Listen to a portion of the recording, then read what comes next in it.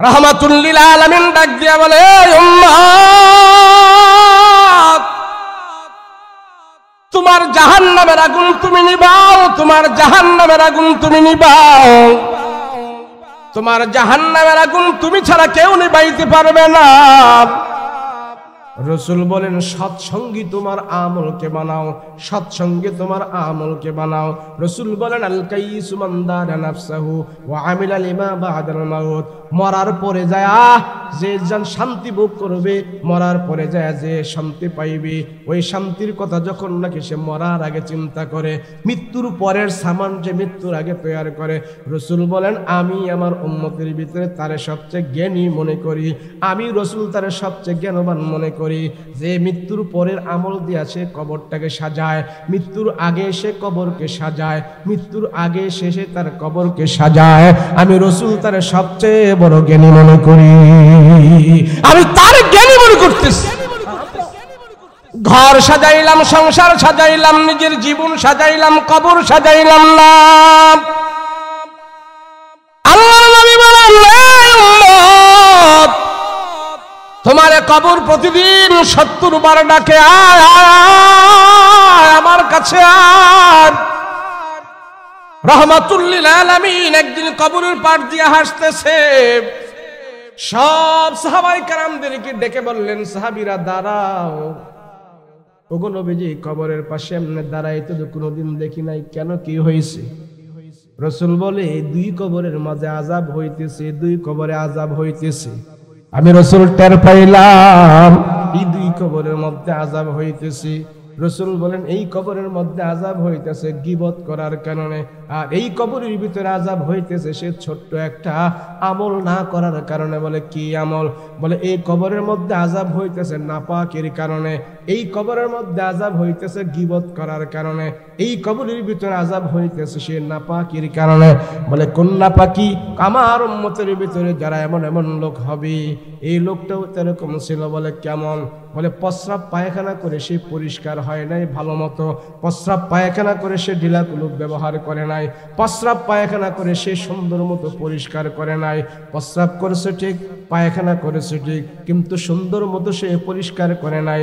পরিষ্কার না করার কারণে কবরের ভিতরে আযাব হইতেছে। তিরমিজি শরীফের হাদিস। রাসূল বলে, ছোট্ট একটা আমল সে করতো, ছোট্ট আমলটাকে সে অবহেলা করত। কি? প্রস্রাব করে পায়খানা প্রস্রাব করে ভালো করে পরিষ্কার করে নাই, সেই জন্য এটা শক্ত বড় আযাবে পরিণত হয়ে গেছে। ওয়াখালাকানাল মুসলিমিনা ওয়াল মুসলিমাত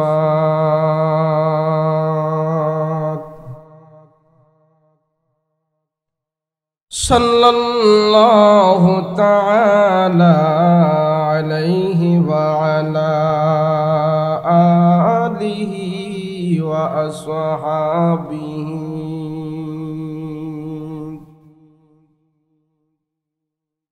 ওয়া আজওয়াজিহি ওয়া আহলি বাইতিহি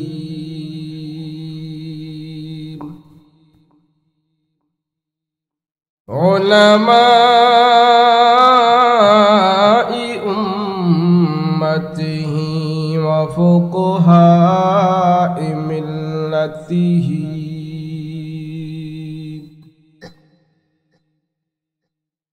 ওয়া নুজাবাই তরিকাতিহি আজমাইন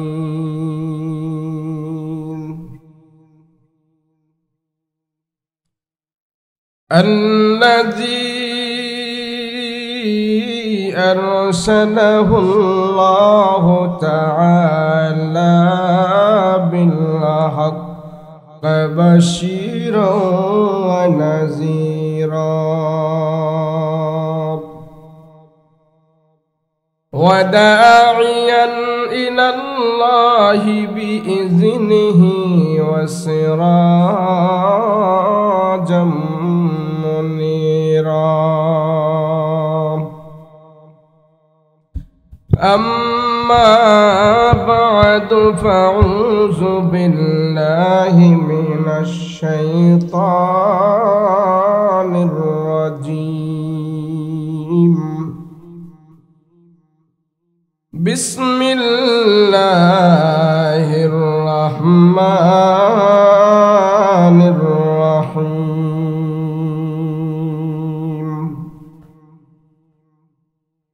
ويوم يعد الظالم على يديه يقول يا ليتني لم أتخذ فلانا خليلا ويوم يعد الظالم على يديه يقول يا ليتني اتخذت مع الرسول سبيلا يا ويلتى ليتني لم أتخذ فلانا خليلا لقد أضلني عن الذكر بعد إذ جاءني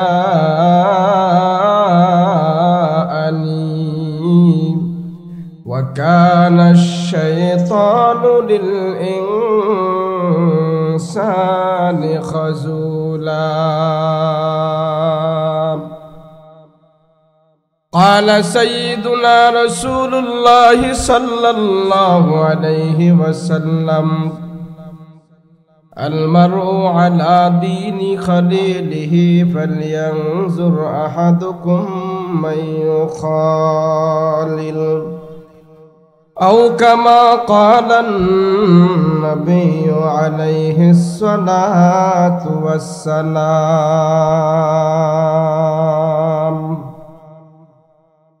وقال تعالى في شان حبيبه ومحبوبه وما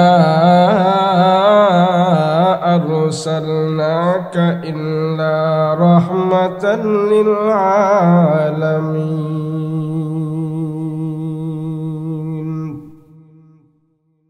صلى الله على سيدنا ومولانا محمد وعلى آله وأصحابه أجمعين بلغ العلا بكماله كشف الدجى بجماله حسنت جميع خصاله صلوا عليه وآله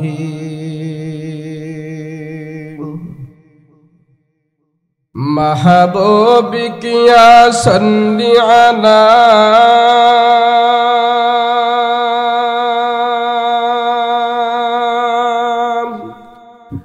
नाम मोहम्मद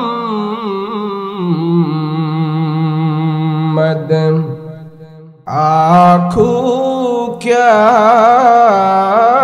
दिल के दिला नाम मोहम्मद बलगल उला बिकमालिही कशफत दुजा बिजमालिही हसनत जमीओ खिसालिही सल्लो अलैहि व आलिही। अल्हम्दुलिल्लाह। মানুষ জালিমি করে,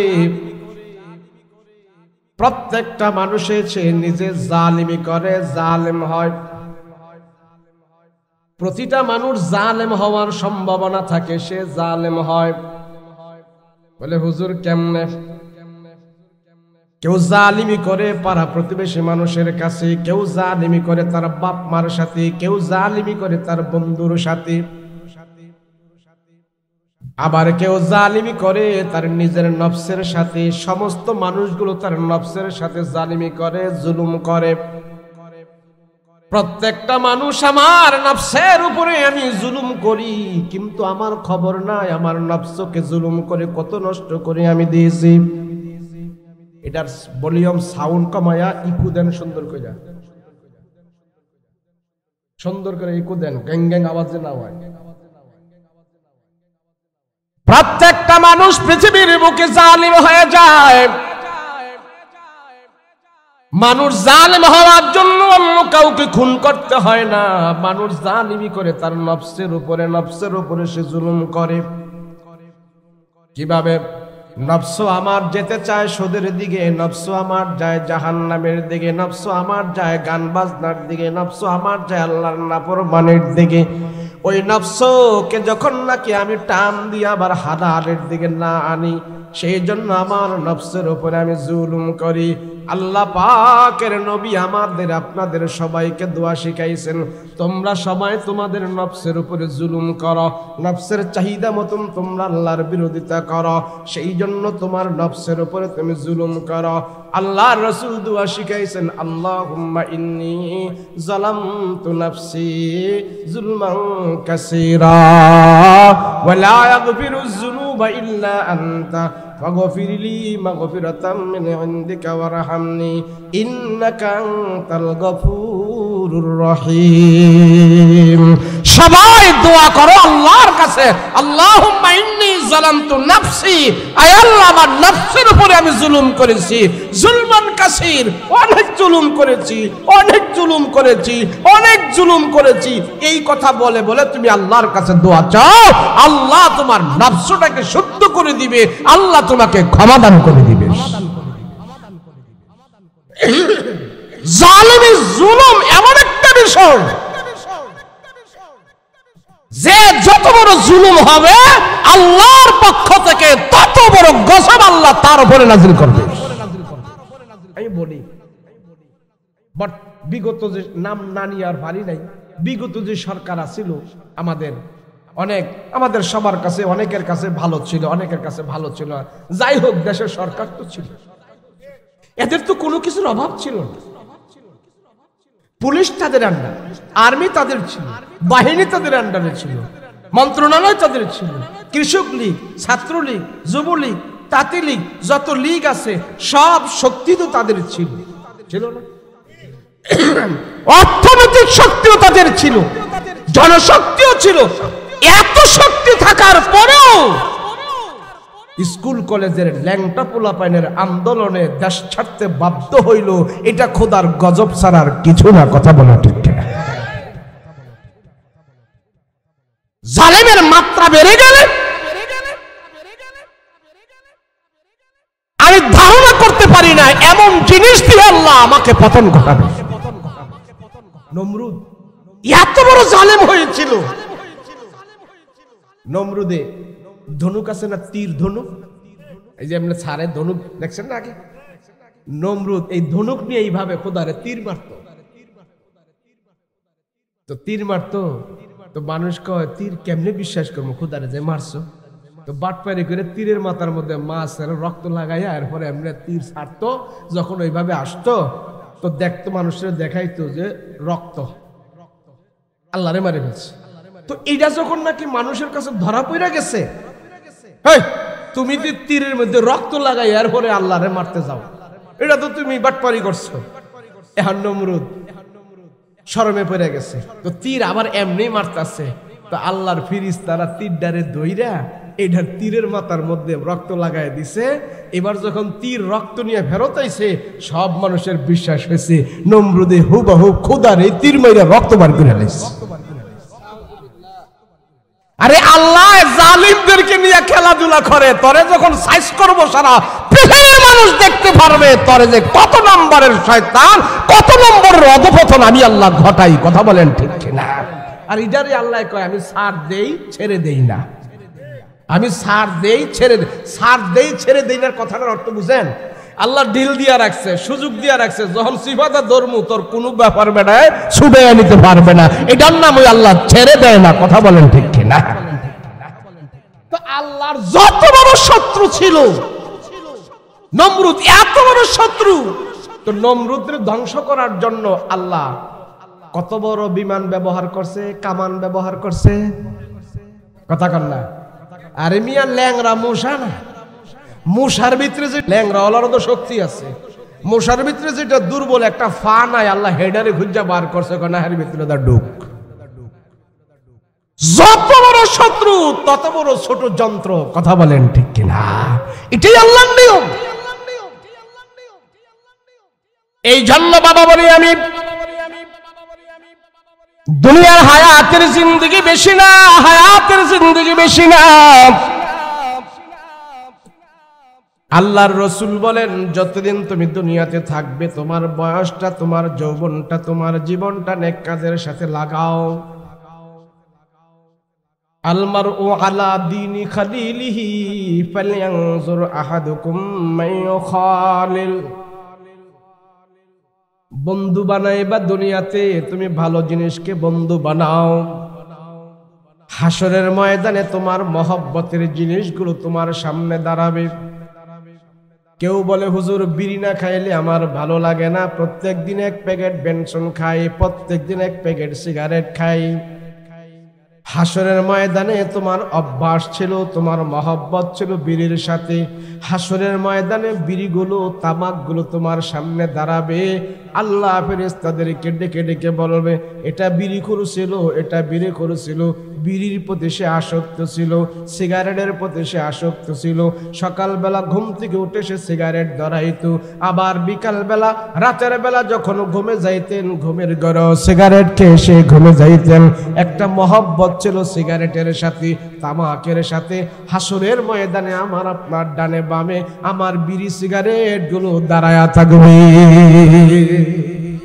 আমি আসক্ত ছিলাম তো এটা। আল্লাহর রাসূল বলেন, যে জিনিসের প্রতি তোমার মনটা মাইল ছিল, তোমার দিলটা মাইল ছিল, সেই জিনিসগুলো হাসরের ময়দানে তোমার দুই পাশে দাঁড়ায়া যাবে। তোমার মন কোন দিকে বেশি ছিল সেটা আল্লাহ ভালো জানে। জাহান্নামের আযাবের ভয় আমার জবান দিয়ে আমি মিথ্যা কথা বলতে থাকবো, এটা করি নাই, সেটা করি নাই। আল্লাহ কোরআনে বলেন, ওয়াহসিলা মা ফিস সুদূর। হাসরবাসীদের সামনে আমার আপনার দিলটাকে আল্লাহ টুকরা টুকরা করে ভেঙে দিবে। আর ওই দিলের ভিতর থেকে আওয়াজ হবে, দিলের ভিতর থেকে আওয়াজ হবে, আল্লাহ এটা হারাম খোরের দিল। সে হারাম খাইতো কিন্তু মাথায় টুপি থাকতো, তার দিলের ভিতরে হারামে ছিল, তার দিলের ভিতরে বদ্দিনী ছিল। আল্লাহ আমি দিল আপনার সাথে কথা বলতেছি, লোকটা মুখে এক ছিল আর দিলের ভিতরে আরেক ছিল। লোকটা মুখে মুখে ধর্মের কথা বলতো জনসমক্ষে, আর পিছনে যায় আসে হুজুরদের বিরোধিতা করত, ধর্মের বিরোধিতা করত। আমি দিল জানি, আমি দিল আপনার সাথে কথা বলতেছি, দিল সাক্ষী দিবে।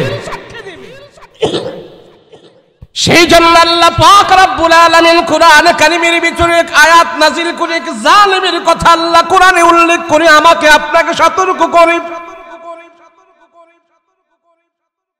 হে ভাই, কোরআনের প্রত্যেকটা আয়াত আল্লাহ পাক কোনো না কোনো প্রেক্ষাপটে নাজিল করেছেন আমাকে আপনাকে সতর্ক করার জন্য। আল্লাহ পাক কোরআনের আয়াত নাজিল করেছে।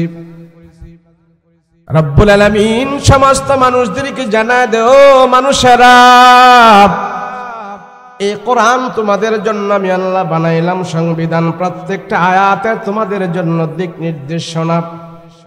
আল্লাহ কোরআনে এখানে বলতেছেন, ওয়ায়াউমা ইয়া'আদ্দুয যালিমু আলা ইয়াদাইহি ইয়াকুলু ইয়া লাইতানি ইত্তাখাযতু মা'আর রাসূলি সাবিলা ইয়া ওয়াইলাতা লাইতানি লাম আত্তাখিয ফুলানান খালিলা ফুলানান খালিলা ফুলানান খালিলা।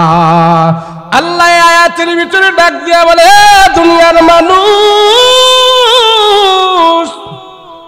হাসরের ময়দানে যারা জালিম হবে, ওই জালিমেরা তাদের নিজের হাত কামড়াবে, তাদের হাতগুলো কামড়ায়া তারা চিবায়া চিবায়া হাড্ডিগুলো পর্যন্ত খাইতে থাকবে। তারা মানুষের টাকা মারছে, দেশের টাকা মারছে, জনগণের টাকা মারছে, গরিবের পেটের ভিতরে লাথি দিছে, নিজেরা মদ খাইতো, নারীবাজি করত, সমাজের মানুষদেরকে তারা চাপা দিয়া রাখতো, গোপন কথা তারা ওপেন করত না, সমাজের মানুষের দিকে চিন্তা করত না, নিজের পেট ভরে তারা ভোজন করছে। এমন জালিম যারা হবে হাসরের ময়দানে তারা হাত কামড়াবে, হাত কামড়াবে আর চিৎকার দিয়া দিয়া তারা বলতে থাকবে, ইয়া ওয়াইলাতা লাইতানি লাম আত্তাখিজ ফুলানান খালিলা, ইয়া ওয়াইলাতা, ইয়া ওয়াইলাতা। হাসরের ময়দানে জালিমেরা আফসোস আফসোস করবে, হায় রে আমি তারে কেন বন্ধু বানাইলাম না, আরে কেন তারে বন্ধু বানাইলাম, মদখোর রে কেন বন্ধু বানাইলাম, মদখোর নেতাকে আমি বন্ধু বানাইলাম, দুর্নীতিবাজকে আমি বন্ধু বানাইলাম, চাল চোর ঘম চোরকে আমি বন্ধু বানাইলাম, আমার নেতা বানাইলাম। ওই সমস্ত কর্মীর হাসরের ময়দানে আল্লাহর আদালতে বলবে, ইয়া ওয়াইলাতা, ইয়া ওয়াইলাতা লাইতানি লাইতানি, হায় আফসোস হায় আফসোস হায় আফসোস।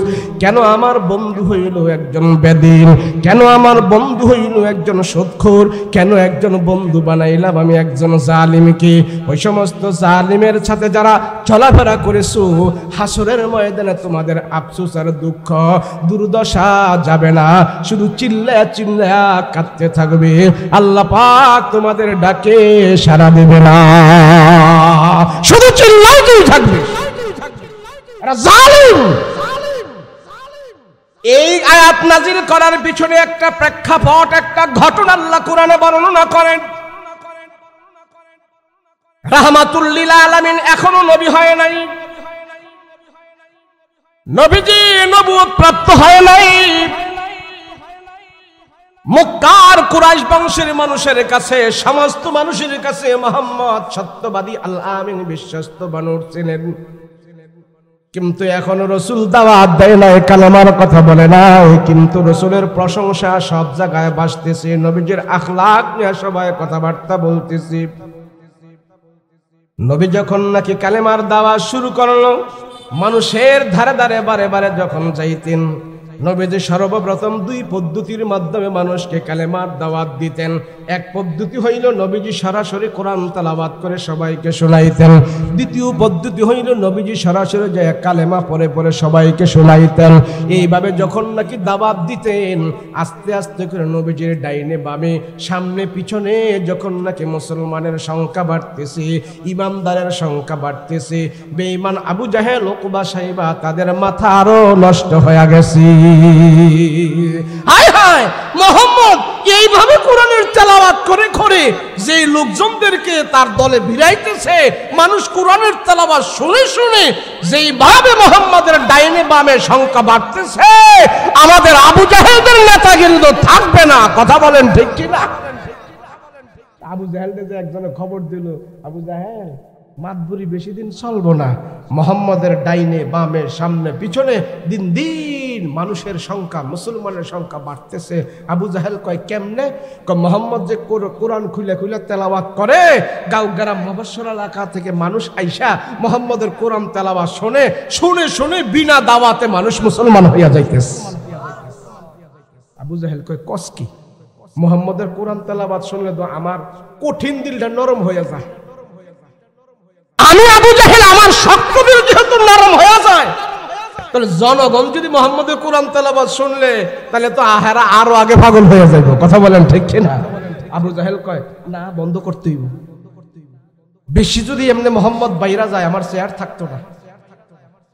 এ দেশের ভিতরে কিছু নেতা আছে যে হুজুররা রাজনীতি করতো কেন না, মসজিদে বইয়া খাইব, টিফিন বাড়ি দিয়ে ভাত দিয়া যাইব, 5 ওয়াক্ত নামাজ পড়াইব, তসবিহ আল্লাহ আল্লাহ করবো, মানুষের খালি সালাম কালাম দিব, আমরা আসবো আমগোর লোকে মুসাফা করবো, সালাম দিব। হুজুররা কেন রাজনীতি করতো? গায়ে লাগেনি কল্লা। পরের বাদ খেয়ে যদি রাজনীতি করি, সুদের বিরুদ্ধে কথা কই, ঘুষের বিরুদ্ধে কথা কই, এমনি তো বেটা গো মিজাজ 564 উচ্চতা হয়।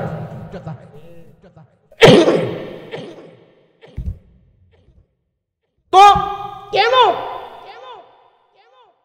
কেন তারা রাজনীতি করবে? কারণ ঠিকই তো এই মনোভাবটা ছিল আবু জাহেলের। আবু জাহেল তাৎক্ষণিকভাবে মিটিং ডাকলো। মক্কা একটা জায়গা আছে, ওইটার নাম হলো দারুন নদওয়া। ওই জায়গায় মিটিং ডাইকা সবাইরে বলতেছে, শোনো, মুহাম্মদকে আর এইভাবে চলতে দেওয়া যাবে না।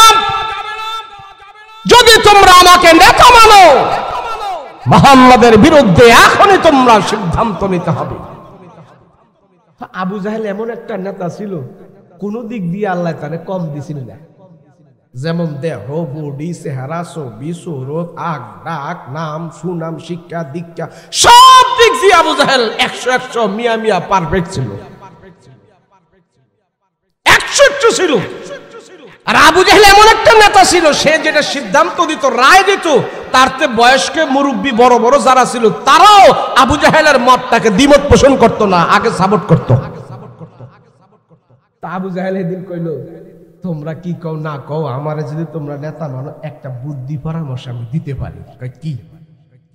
আমরা নেতারা যদি মিল্লা, সবাই মিল্লা যদি আমরা বহিরাগত মানুষকে সবাইকে যদি আমরা বলি মোহাম্মদ একটা পাগল, এই পাগলের কথা তোমরা কেউ শুইল না, তাহলে আমাদের কথা জনগণ খাইতে পারে। জনগণ রে মোহাম্মদ রে পাগল বইলে আমরা সবার কাছে পরিচয় করাই দিব। এখন সবাই কইতেছে গুড ডিসিশন, ইয়েস স্যার, আমরা তাই করব। মক্কা এখন বহিরাগত অনেক মানুষ আছে মোহাম্মদকে দেখার জন্য। তা আবু জাহেল সঙ্গ ভঙ্গ সব নিয়ে দাঁড়াইছে, সকালবেলা যাইয়া সবগুলো পোলা প্যান্ডলে দাঁড়াইছে, যত কর্মী বাহিনী আছে নিয়ে দাঁড়াইছে। দূর দূরান্ত থেকে মানুষ আসে, নারী পুরুষ জুয়ান বুড়া করা সব আহে। মোহাম্মদ শেষ নবী, শ্রেষ্ঠ নবী, দুজাহানের নবী, এরে সারা নাকি পরে আর কেউ নবী নাই, শেষ নবী, তারে তো আমরা দেখতে হয়। তো এই ভাব নিয়ে যখন দূর দূরান্ত থেকে মানুষ আসে, তা আবু জাহেলরা ধরছে, কই যাও? আপনাদের সন্তান মোহাম্মদ নবী হয়েছে, তারে আমরা দেখতে যাই, শেষ নবী না দেখা কেমনে পারি? এর জন্য আমরা তারে দেখতে আইছি। আবু জাহেল কই, যাইও না, যাইও না, এটা একটা পাগল, পাগলের কাছে যাইয়া লাভ নাই, যাও বাড়িতে যাও। ওর পাবলিক রে যে ধমকাইতেছে, পাবলিক তো আর এত বোকা না, কথা কোন ঠিক কিনা? আপনারা বোকা? তখনকার পাবলিক আরো বেশি চালাক ছিল, তাদের ব্রেন আমাদের ব্রেনের চাইতে আরো প্রখর ব্রেন ছিল। 1400 বছর পূর্বে এই রাস্তা দিয়ে হাইটা গেলে এখানে কে পাড়া দিছে, পায়ের ছাপ দেখে তারা বলে ফেলতো কোন মানুষটা এখানে পাড়া দিয়েছে। এত ব্রেন আল্লাহ তাদেরকে দিছে। তো তারা তো বোকা না, তো তারা একে অপরে চিন্তা করতেছে, কইতেছে কিরি মোহাম্মদ পাগল, কিন্তু মক্কার বড় বড় সর্দার নেতা যারা আছে এরা দিয়ে সবাই কইতেছে মোহাম্মদ নাকি পাগল। তাহলে বড় বড় সর্দারেরা যেহেতু বলতেছে মোহাম্মদ পাগল, তাহলে পাগল হইলো মোহাম্মদ ছোটো কাটো পাগল হইব না, এটা বড় পাগল হইব। আর আমরা আইসে যেহেতু বড় পাগলটারে আমরা এক নজর দেই খাইছাম। সুবহানাল্লাহ। এখন সব জনগণ কইতেছে, স্যার আম করে বাধা দিয়েন না, আমরা পাগলটারে দেখবো, অসুবিধা কি? পাগল দেখলে অসুবিধা কি? দেন না, আমরা পাগলটারে দেখবো। না না, দেখা যাবে না, যাও। পাবলিক একজোট যখন হয়েছে, নেতার কথা কি আর চলে? পাবলিক, বাংলাদেশের পাবলিক আর যেই দেশের পাবলিক যদি এক হয়ে যায়, সব দুর্নীতিবাজদেরকে এক সপ্তাহের ভিতরেই দেশ ছাড়া করা যায়। কথা বলো ঠিক কিনা? এখন সব পাবলিক কয় না, আমরা নেতারে পাগলটারে আমরা দেখবো, একটু দেখবোই। নেতাদেরকে ওভারটেক করে সব জনগণ গিয়ে খানায় খাবার ঢুকছে, ডুইকে দেখতেছে নবীজি হাতে কোরআন নিয়ে তেলাওয়াত করতেছে। আর জনগণ দেখতেছি মোহাম্মদ খানায় কাবার সামনে বসা আছে কোরআন হাতে, আর রসুলুল্লাহর চেহারা মুবারক এত সুন্দর, নবীজির চেহারার আলো খানায় কাবার দেয়ালের মধ্যে যায় লেগেছে। রসুলের চেহারার আলোতে পুরোটা খানায় কাবার দেয়াল আলোকিত হয়ে আছে। পাবলিক একে অপরে কইতেছে, কি রে আবু জাহেল উকবা সাইবারা কইল পাগল, একটা পাগলের চেহারা কি এত সুন্দর হইতে পারে? সুবহানাল্লাহ বলেন। যে পাগল তার চেহারা থাকবে ফ্যাকাশে চেহারা, চুলগুলো আলো জালো, জামা কাপড় ভাড়া সেটা, তো এমন তো কিছুই ভাব নাই, এত সুন্দর চেহারার মানুষ পাগল হয় কেমনে? তো সব জনগণ দাঁড়াইছে, স্তব্ধ হয়ে দাঁড়ায় রয়েছে। কাচ্চা দেখি চেহারায় তো দেখ বুঝলাম পাগল না, কিন্তু দেখি মোহাম্মদ কি তেলাওয়াত করে। পাগল যদি হইয়া থাকে, পাগলে যদি তেলাওয়াত করে, পাগলে যদি পড়ালেখা করে, পাগলে যদি কোনো কিছু পড়ে, তাহলে এটা তো দাড়ি কমা আগা গোড়া কোনো ঠিক থাকতো না। কেননা পাগলে এখান থেকে এক মিশ্রা, ওখান থেকে এক মিশ্রা। কেন? পাগল তো পাগলই, একবার গান গায়, আরেকবার গজল খায়, একবার উর্দু কয়, আরেকবার বাংলা কয়, আরেকবার হিন্দু কয়, একবার আলমতি, এই একটা হুরুস্থুর অবস্থা থাকে। কথা কোন ঠিক কিনা? তো সব জনগণ দাঁড়াইছে রসুলের পিছে। দেখি আবু জাহিল্লারা পাগল কইল, দেখি পাগলে কি পড়ে। পড়ার দ্বারাও আমরা বুঝতে পারবো লোকটা আসলে পাগল কিনা। কথা বলেন ঠিক কিনা?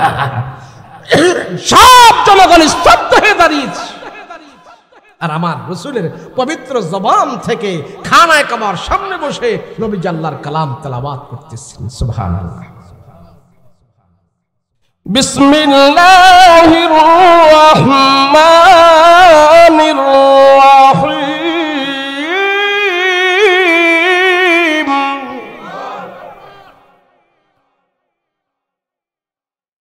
আর রাহমানু আল্লামাল কুরআন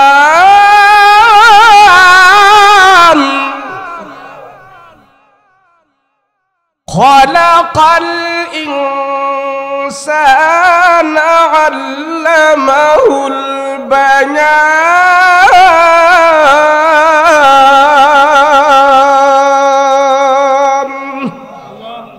নবীজির জবানের তেলাওয়াত কত সুন্দর।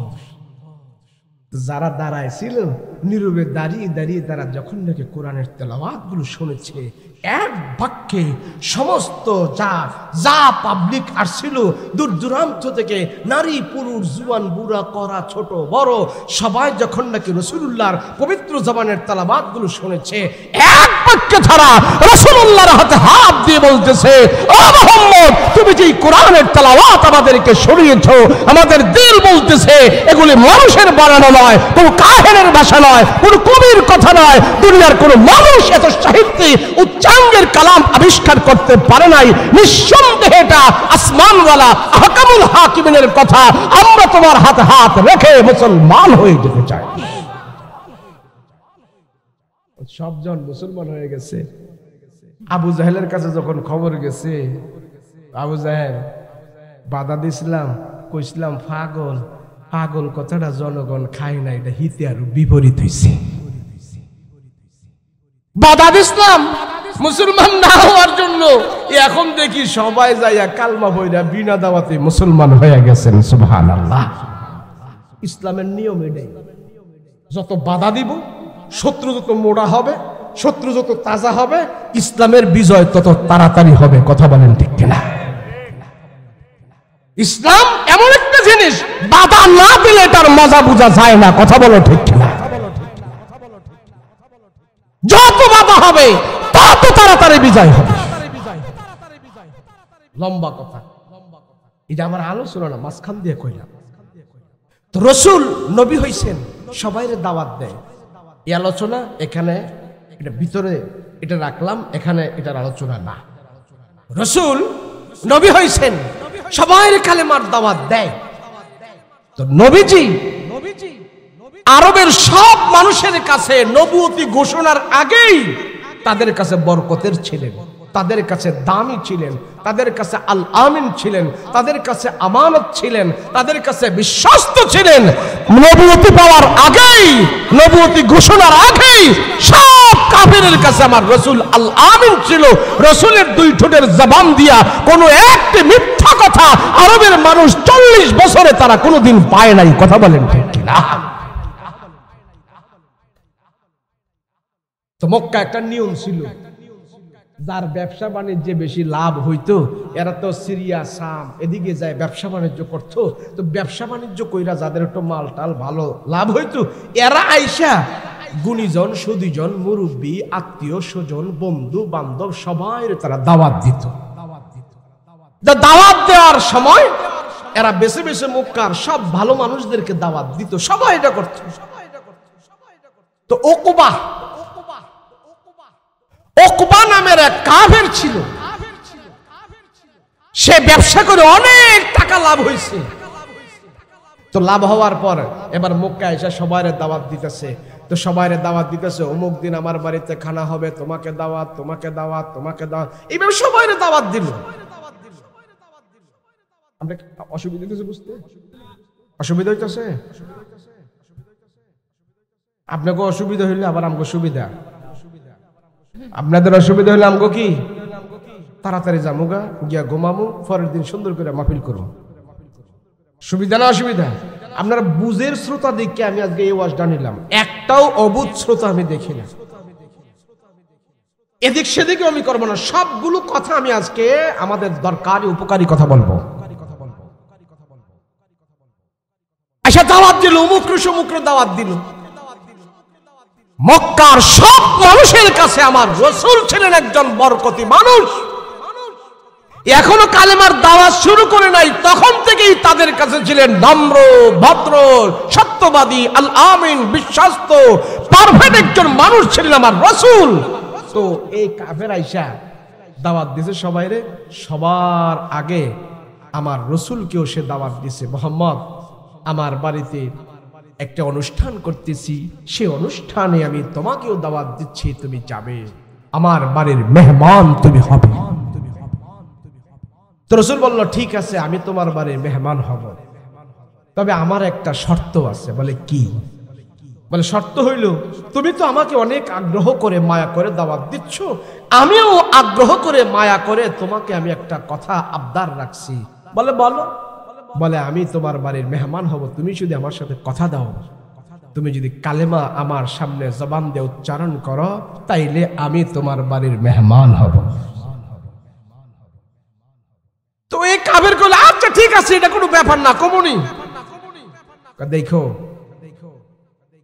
তুমি তো এখন না, এখন না, আমার বাড়িতে গেলে এরপর আমি কমু। তো রাসূল তারে কালেমার দাওয়াত দিছে, রাসূল তার বাড়িতে যাবে, মেহমান হবে, সেখানে গেলে সে কালেমা পড়বে। মানে এটা দিয়ে উদ্দেশ্য হইল মুহাম্মদকে আমাদের বাড়িতে নিতেই হবে। কেন?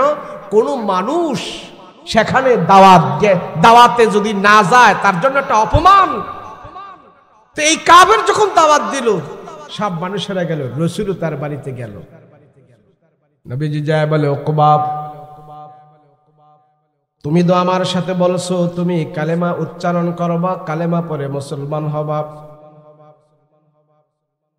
সে কাফের বলতেছে, মুহাম্মদ আমি বলেছি আমি পড়ব, তবে আগে খানা খেয়ে নেন, তারপরে আমি পড়ব। রাসূল বলে, না না, তোমার বাড়ির খাবারের মধ্যে আমি হাত লাগাইতে পারি না যতক্ষণ পর্যন্ত তোমার ওয়াদা তুমি পুরা না করবে, তোমার জবান থেকে তুমি কালেমা না পড়বে। আমি রাসূল না শোনা পর্যন্ত কালেমা পড়ব না, না শোনা পর্যন্ত তোমার খাবারে আমি হাত লাগাবো না। উকবা বলে, আমি পড়ব। রাসূল বলে, এখন পড়ো। কিন্তু উকবা পড়তে চায় না। রাসূল বলে, তুমি যদি কালেমা না পড়ো, আমি খাবার রেখে আমার বাড়িতে আমি চলে যাব। বলো তুমি পড়বে না, পড়বে নাকি আমি চলে যাব? সেই কাফের ব্যবসায়ী চিন্তা করলো, মুহাম্মদ যদি আমার বাড়ি থেকে খাবার রেখে চলে যায়, এটা আমার জন্য বেমানান, আমার জন্য এটা বদনাম। হায় রে মুহাম্মদ রে, কি দিয়ে বুঝতে যায়? মুহাম্মদ আমাদের সম্মানিত একজন ব্যক্তি, সে যদি আমার বাড়িতে খাবারে হাত না লাগায়, সে যদি চলে যায়, তাইলে আমার অনেক বদনাম হবে, আমার অনেক বদনাম হবে। আমি বদনাম সহ্য করতে পারবো না। কি করব? ওই কাফের কৌশল খাটাইলো, মুহাম্মদকে শোনায় আমি কালেমাটা পরে মুহাম্মদকে বুঝ দিব। আল্লাহর নবী রাহমাতুল্লিল আলামিন বলে, ভাই তোমার বাড়িতে আমি দাওয়াত খেতে আসছি, আর তুমি বলছো কালেমা পরে তুমি আমাকে শোনাবে, মুসলমান হবে। তোমার ওয়াদা তুমি পুরা করো, না হয় আমি কিন্তু খাবার খাবো না, আমি আমার বাড়িতে চলে যাব। ওই কাফির মুহাম্মদ আমার রাসূলকে ডাক দিয়া, ও রহমতের নবী গো, আমি আপনার সামনে জবান দিয়ে কালেমা পড়ে নিলাম, তারপরও আমার বাড়ি থেকে আপনি যাইবেন না, মেহমান হয়ে আপনি খাবার খান। রসুল বলে বাতাও বাতাও কালেমা বাতাও। আল্লাহর রসুল যখন বলল, সেই কাফের কালেমা পড়ল, লা ইলাহা ইল্লাল্লাহু মুহাম্মাদুর রাসূলুল্লাহ সাল্লাল্লাহু আলাইহি ওয়াসাল্লাম। আমার রসুলের মনটা শান্ত হয়ে গেল। নবীজি মুস্কি একটা হাসি দিলেন, আর মনে মনে ভাবলেন, তোমার কপাল থেকে তুমি জাহান্নাম সরায় দিলা, জান্নাতের ভিতরে তুমি ঢুকে গেলা। দামি কালেমা পড়লো, রসুল অনেক খুশি হইল। খুশি হইয়া তার বাড়িতে খাবার দাবার খাইল। সুন্দর করে খাবার দাবার খেয়ে রসুল যখন বাড়িতে চলে আসলো, আবু জাহেলের কানে খবর গেল, ওকবা নাকি কালমা পড়ে মুসলমান হইয়া গেছি। আবু জাহেল খুব রাগ হইছে। তো এই লোকটা মক্কার শিল্পপতি আর আবু জাহেল ছিল গভীর বন্ধু। আবু জাহেল দেখলো আমার বন্ধু কালমা পড়ে মুসলমান করেছে। আবু জাহেল এমন জিদ করছে, আবু জাহেলের কানে খবর গেল, আমার বন্ধু শিল্পপতি কালমা পড়ে মুসলমান হয়ে গেছে।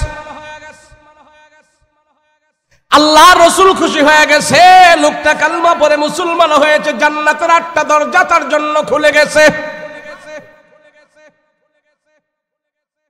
আমার নবী রাহমাতুল লিল আলামিন একটা মানুষকে কালমা পড়ার জন্য কত মেহনত, জান্নাতে যাওয়ার জন্য কত চেষ্টা। নবীজির মিশনটাই ছিল মানুষ যেন জাহান্নাম থেকে বাঁচে, মানুষ যেন জাহান্নাম থেকে বাঁচে।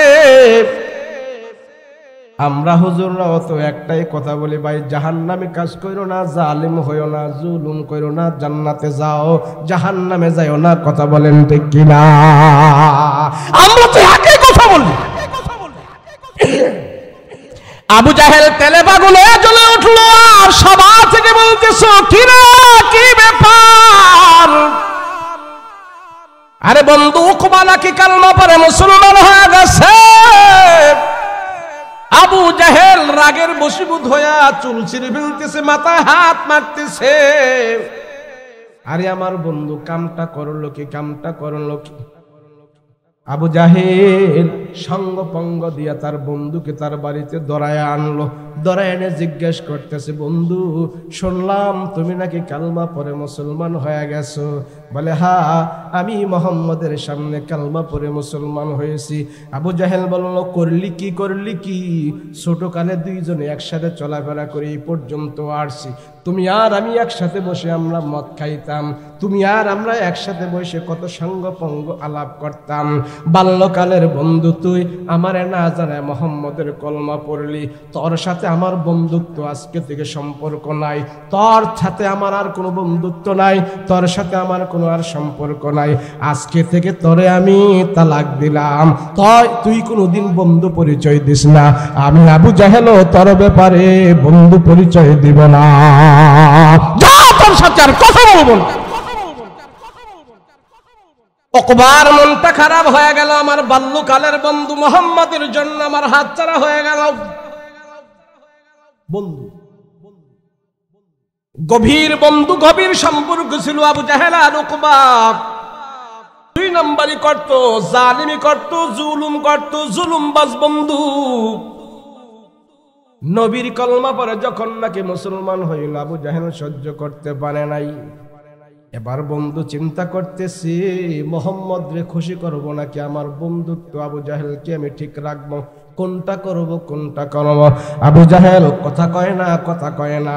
চিন্তা করতেছে আবু জাহেল তারে কোনো ফান্দ ফলাইয়া শায়েস্তা করবে। উকবা চিন্তা করতেছে, হাইরে হাইরে, মক্কায় আমার অনেক ব্যবসা আছে, আমার অনেক মাল আছে, আমার অনেক টাকা আছে, কিন্তু আবু জাহেল তো খারাপ, আমার ধন সম্পত্তির উপরে আবু জাহেল আঘাত করতে পারে। কি দিয়ে আবু জাহেলকে ঠান্ডা করব, কি দিয়ে আবু জাহেলের মনটা আমি নরম করব? আবু জাহেলের কাছে বারবার যায়। আবু জাহেল বলে, না না না, যতদিন মুহাম্মদের কালমা তুমি বুকে ধারণ করবা, অতদিন পর্যন্ত আমার বন্ধু তুমি হতে পারো না। নাউজুবিল্লাহ। আবু জাহেল ডাক দিয়া বলে, উকবা তুই কি আমার বন্ধু রাখবি নাকি মুহাম্মদের কালেমা ছাড়বি বল? কিরে তুই কি বলো? এত গভীর সম্পর্ক, তোরে ছাড়া আমি চা খাই না, তোরে ছাড়া আমি গাওয়া খাই না, কিন্তু আজকে মুহাম্মাদের কালমা তুই বুকে পড়ে ফেললি, মুখে ধারণ করলি, আমাকে একটু জিজ্ঞেস করলি না। হায় আফসোস, হায় আফসোস। কি করবি তুই সিদ্ধান্ত নে। ওই শিল্পপতি বলে ফেলল, গো বন্ধু আমি সিদ্ধান্ত নিয়েছি, আমি মুহাম্মাদের কালমা ছেড়ে দিব, তোমার বন্ধুত্ব আমি ঠিক রাখবো। নাউজুবিল্লাহ। বলে বন্ধু তুমি আমার বন্ধু, তুমি বাল্যকালের বন্ধু, তোমার সাথে আমার সম্পর্ক, তোমার সাথে আমার মহব্বত, এই মহব্বত আমি মরণ পর্যন্ত রাখতে চাই। আবু জাহেল ডাক দিয়া বলে, উকবা তোমার যে জবান দিয়া তুমি কালেমা পড়েছো, সেই জবান দিয়া তুমি বলতেছো আমার বন্ধুত্ব ঠিক রাখবা, আমি কিন্তু তোমার কথাটা বিশ্বাস করতে পারতেছি না। বলে কি বললে আবু জাহেল তুমি বিশ্বাস করবা আমি যেন তোমার বিশ্বস্ত বন্ধু? এই আবু জাহেল বলতেছে, যে জবান দিয়া তুমি কালেমা পড়েছো, ওই জবান দিয়া তুমি মুহাম্মাদের গায়ের মধ্যে থুতু নিক্ষেপ করে বলবা, মুহাম্মদ তোমার কালেমা গ্রহণ করলাম না, তোমাকে আমি ফেরত দিলাম। মুহাম্মাদের গায়ে যদি থুতু নিক্ষেপ করে বলতে পারো, তাইলে আমি বুঝবো তুমি আমার বন্ধু। নাউজুবিল্লাহ। তুমি যদি আমার বন্ধুত্ব ঠিক রাখতে চাও, আমাকে যদি তুমি বন্ধু বানাইতে চাও, যেই জবান দিয়া কালেমা পড়েছো সেই জবান দিয়া মুহাম্মাদের উপরে থুতু নিক্ষেপ করো। বন্ধু শিল্পপতি যাচ্ছে রাসূলুল্লাহর কাছে, নবীজি দেখতেছে উকবা কিছুদিন আগে কলমা পড়ে মুসলমান হইল। পয়গম্বর তার জন্য কত আনন্দ, কত মায়া, কত দয়া। নবীজি তারে বলতেছে, তাল হেনা ফাদ্দাল তাল হেনা, আসু আসু, তুমি নতুন মুসলমান হয়েছো, তুমি আসো। নবীজি তারে ডাকতেছে আসার জন্যে। আর উকবা রাসূলের সামনে যায়া মুহাম্মাদের গায়ের মধ্যে, নবীজির গায়ের মধ্যে থুতু নিক্ষেপ করে বলতেছে, মুহাম্মদ তোমার কালেমা ফেরত দিলাম, আমি মুসলমান লোক দেখানোর জন্য হয়েছিলাম, এখন আমি মুসলমান নয়, আমি আবু জাহেল আমার বন্ধুকে খুশি করতে চাই, আবু জাহেলের সাথে আমার বন্ধুত্ব থাকতে চাই, আমি তোমার কালেমা ফেরত দিলাম এবং তোমার গায়ে থুতু নিক্ষেপ করে তোমাকে অপমান করে তোমার কালেমা তোমাকে ফেরত দিলাম। নাউজুবিল্লাহ। আরে রাহমাতুল লিল আলামিনের গায়ের মধ্যে থুতু, কত বড় জালিম, কত বড় জালিম। আল্লাহ সহ্য করে না, আল্লাহ সহ্য করে না। আল্লাহর নবী তাৎক্ষণিকভাবে মনটা এত খারাপ হয়ে গেছে, ওগো আল্লাহ যে জবান দিয়ে কালেমা পড়ে আমাকে খুশি করছে, যে জবান দিয়ে কালেমা পড়ছে আমার মনটা অনেক শান্ত ছিল, তার প্রতি আমার অনেক দয়া ছিল, ওই জবান দিয়ে আমার কালেমার জবান দিয়ে সে আমাকে থুতু নিক্ষেপ করে সে মুরতাদ হয়ে গেছে। নবীজি ভীষণ কষ্ট পাইছে, নবীজি অনেক কষ্ট পাইছে। আর বলতেছে মুহাম্মদ আমার বন্ধু না, আবু জাহেল আমার বন্ধু, আমার বন্ধুত্ব ঠিক রাখার জন্য তোমার গায়ের মধ্যে থুতু নিক্ষেপ করলাম। আমার নবীজি চোখ বেয়ে যখন নাকি কান্না করা শুরু করলো, নবীজির অন্তরের ভেতরে যখন কষ্ট পাইল, আল্লাহ পাক রব্বুল আলামিন ডাক দিয়া কয়, ওগো নবীজি কাইদেন না, দুনিয়ার কেউ আপনাকে আঘাত দিয়া শান্তি পাবে না, আমি আল্লাহ নিজে আপনার বন্ধু, আপনার সান্ত্বনা দেওয়ার জন্য, আপনার সুখ দেওয়ার জন্য, সম্মান দেওয়ার জন্য আমি আল্লাহ নিজেই যথেষ্ট। কাইদেন না রাসূল। আল্লাহ আমার রাসূলকে সান্ত্বনা দিয়া কোরআনের আয়াত নাজিল করে জানাই দিতেছেন, নগো রাহমাতুল লিল আলামিন,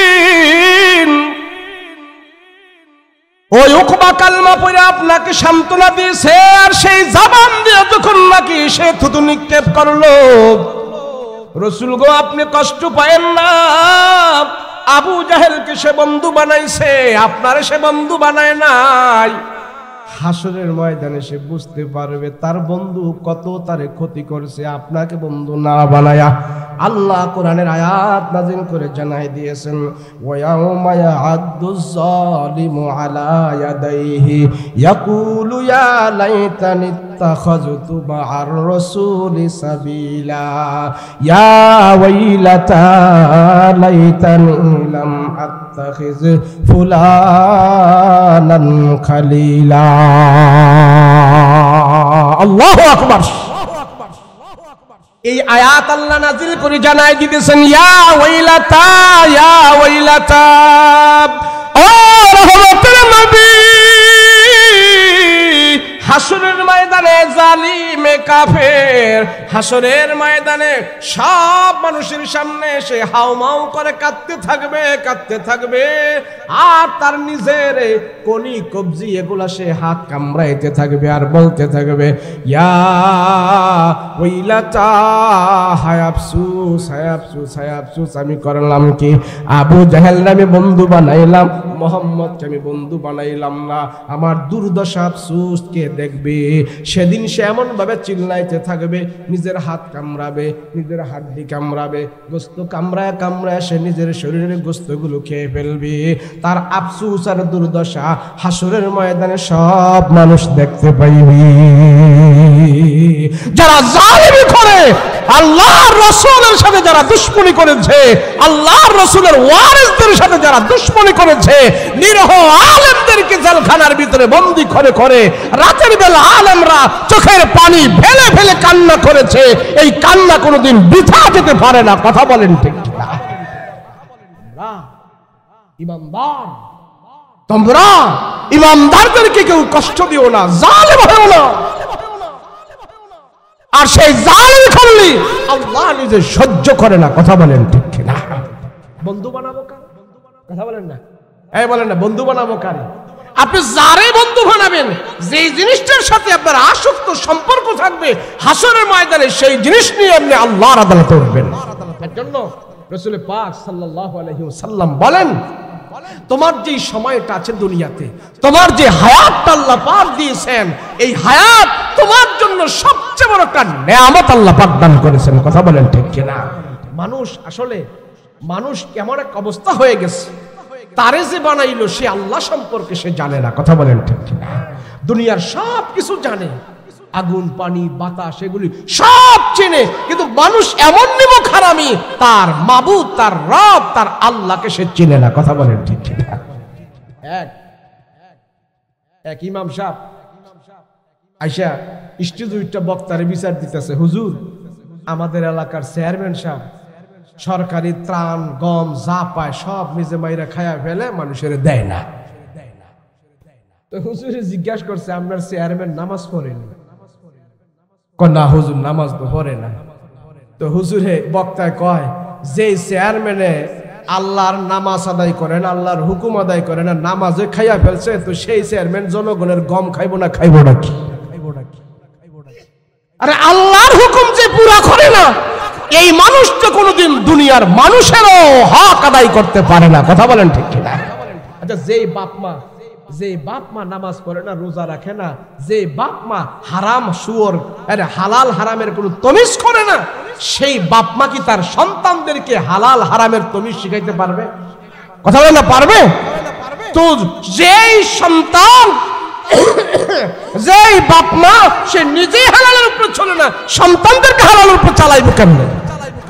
এজন্য রাসূল পাক সাল্লাল্লাহু আলাইহি ওয়াসাল্লাম বলেন, তোমার সম্পর্কটা হবে নেকওয়ালার সাথে, তোমার সম্পর্কটা হবে ইমানদারের সাথে, তোমার সম্পর্কটা হবে নামাজের সাথে, তোমার সম্পর্কটা হবে রোজার সাথে। এই সম্পর্ক যখন হবে, হাসরের ময়দানে সবগুলো তোমার সাইডে ফাইডে দাঁড়ায়া থাকবে। তোমার যদি একজন নেককার বন্ধু থাকে, এই বন্ধু হাসরের ময়দানে তোমার জন্য নাজাতের ওসিলা হয়ে যাবে। আমরা তো যায়া বন্ধু বানাই, আমরা যায়া সম্পর্ক করি যার শক্তি বেশি, যার সামর্থ্য বেশি, যার মাল বেশি, যার দৌলত বেশি, তার দুনিয়াদারি ডিগ্রি বেশি, তার সাথে আমরা সম্পর্ক করি। করেন ভালো কথা, করার আগে আপনি চিন্তা করেন এই সম্পর্ক হাসরের ময়দানে আমার নাজাতের উসিলা হবে কিনা। কথা বলেন ঠিক কিনা? অনেক কথা বলার, কিন্তু সব কথা মাহফিলে বলা যায় না, সব কথা বলা যায় না। এই জন্য আল্লাহ পাক রব্বুল আলামিন কোরআনে কারীমের ভিতরে বলেন, ইয়া আইয়ুহাল্লাযীনা আমানুত্তাকুল্লাহ ওয়া কুনু মা'আস সাদিকিন। সৎ লোকের সাথে তোমার সম্পর্ক হবে, সঙ্গী হবে। এই সৎ লোক হাসরের ময়দানে তোমার জন্য নাজাতের উসিলা হয়ে যাবে। কথা বলেন ঠিক কিনা? শুনেন, মুফাসসিরিন কেরাম অনেক ব্যাখ্যা করেন। আমার ঘরের ভিতরে যে আমার বিবি আছে, কি আছে? বিবি আছে। সে যদি সৎ হয়ে যায়, আমার ঘরের ভিতরে আমার স্বামী আছে, সে যদি সৎ হয়ে যায়, তাহলে এই বিবি এই স্বামী, এই বিবি এই স্বামী একজনের অপরের জন্য যদি সৎ বন্ধু হয়ে যায়, হাসরের ময়দানে একজন আরেকজনের নাজাতের উসিলা হয়ে যাবে। কথা বলেন ঠিক কিনা? এই কথাটা এই জন্য বললাম, আজকে আমাদের ঘরে ঘরে আমাদের প্রত্যেকটা ফ্যামিলির ভিতরে স্বামী আর স্ত্রীর ভিতরে গৃহযুদ্ধ লেগে আছে। কথা বলেন ঠিক কিনা? গৃহযুদ্ধ। সৎ লোক কই পাবেন আপনি? যার সাথে আপনি 24 ঘন্টা সময় কাটান, যার সাথে রাত্র কাটান, যার সাথে সকালে উঠে দেখা, যার সাথে বিকেলে দেখা, তারা যদি আপনি সৎ বানাইতে পারেন, সে না আপনার সবচেয়ে বড় সৎ বন্ধু হবে, হাসরের ময়দানে উপকার হবে। বিবি যদি নেককার হয়, স্বামী যদি নেককার হয়, দুইজনে মিলে জান্নাতে আবার বসবাসের সুযোগ পাবে। কথা বলেন ঠিক কিনা? বানাইবো করছে কি? আবার বানাইবো করছে কে? আমার ঘরের ভিতরে যারা আছে এরাই তো নাফরমান হয়ে আছে, এরাই তো জালেম হয়ে আছে। আমি কোথায় গিয়ে খুঁজি? এর জন্য রাসূল বলেন, তোমার ঘরের ভিতরে যারা আছে, তোমার সঙ্গী সাথী যারা আছে, তোমার আহওয়াল পরিবার যারা আছে, প্রত্যেককে তুমি জাহান্নামের আগুন থেকে বাঁচানোর চেষ্টা করো। কথা বলেন ঠিক কিনা? এই ডিস্টার্ব করেন না, আমার শরীর ভালো না, প্রত্যেকদিন মাহফিল করে ডিস্টার্ব করেন না। আমি সুন্দর করে ওয়াজ বুঝাইতেছি, কেউ কথা বলেন না। আপনাদের অসুবিধা? দোয়া করবেন আমার সাথে, দোয়া করবেন। বলেন, আচ্ছা বৈশাখী লস হইতেছে? একটা লস হইতেছে, যারা ঘন্টায় ঘন্টায় বিড়ি খায় হেরা খাইতে পারতেছে না। যাক, তুই আবার দেখান কিনতে নাম, হ্যাঁ না, এদের যারা আরো বিড়ি খাওয়াতে একটা দেখাইলাম, আরো তো অনেক জরুরত থাকতে পারে। কথা কোন ঠিক না? যাক না, জরুরত যাবে আসবে, তাই তো। কিন্তু বৈশা থেকে তো আপনাদের লস হইতেছে না। হয়েছে? কোনো গুনাহ হয়েছে? কোনো গুনার কথা শুনছেন? কোনো গুনাহ করছেন? কারণ গালিগালাজ করছেন? যতক্ষণ আপনি বৈশা ছিলেন ততক্ষণ পর্যন্ত আপনি গুনাহ থেকে মুক্ত ছিলেন। কথা বলেন ঠিক কিনা?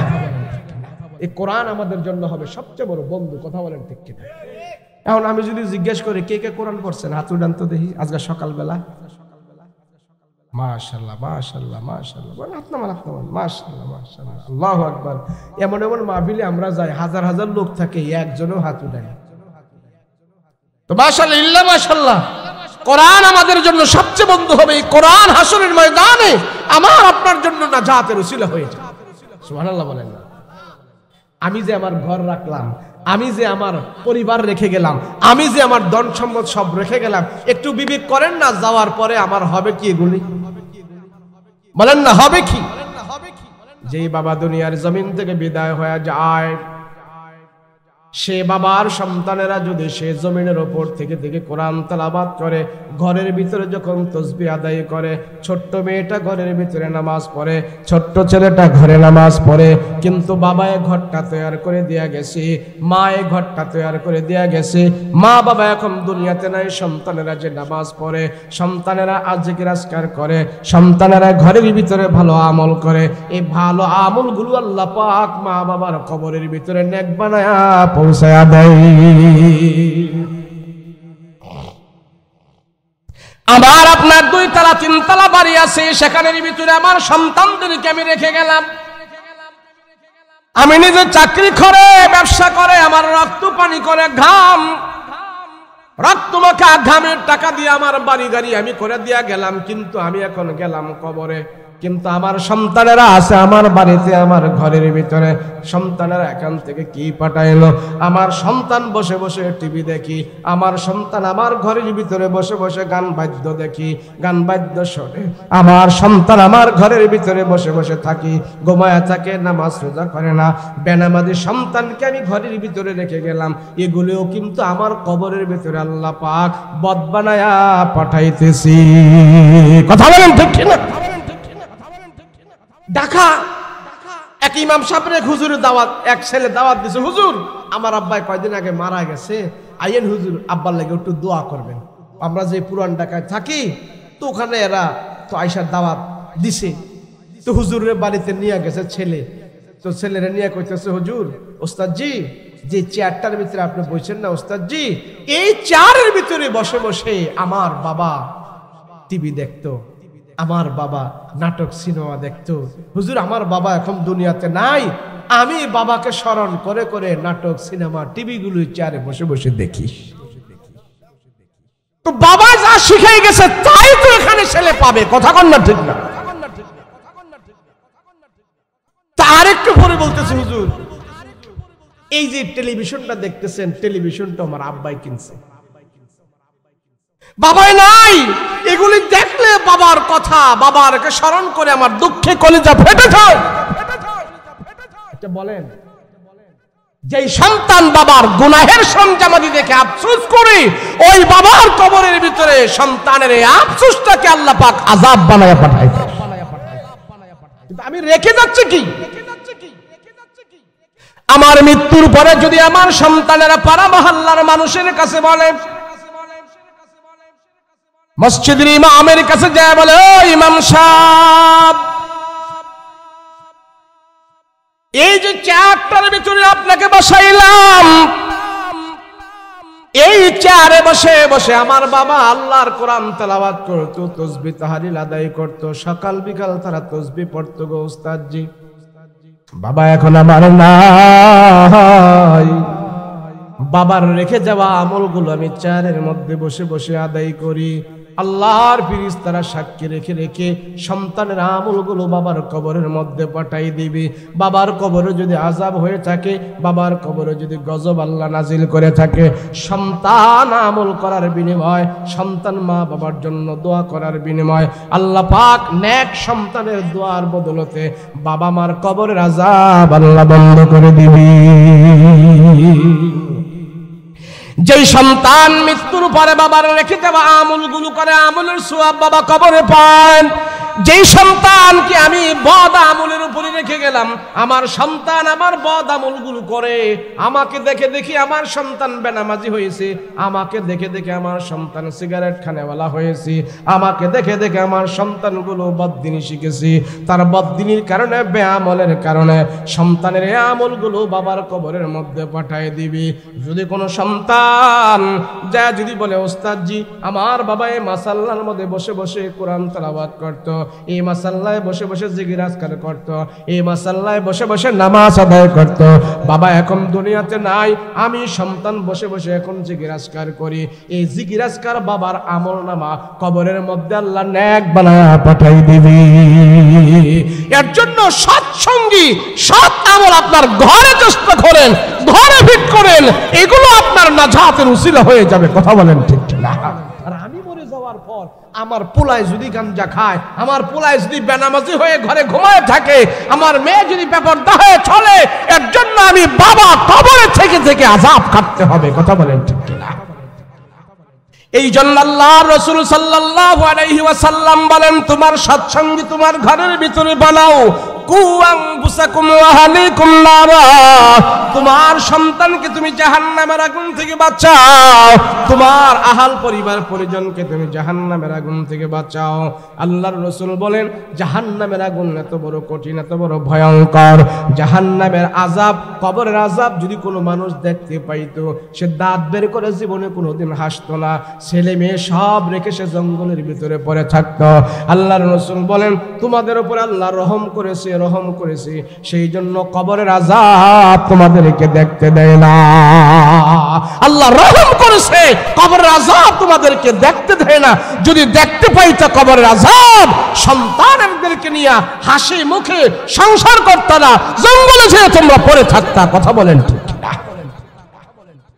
রাহমাতুল লিল আলামিন ডাক দিয়া বলে, উম্মাত,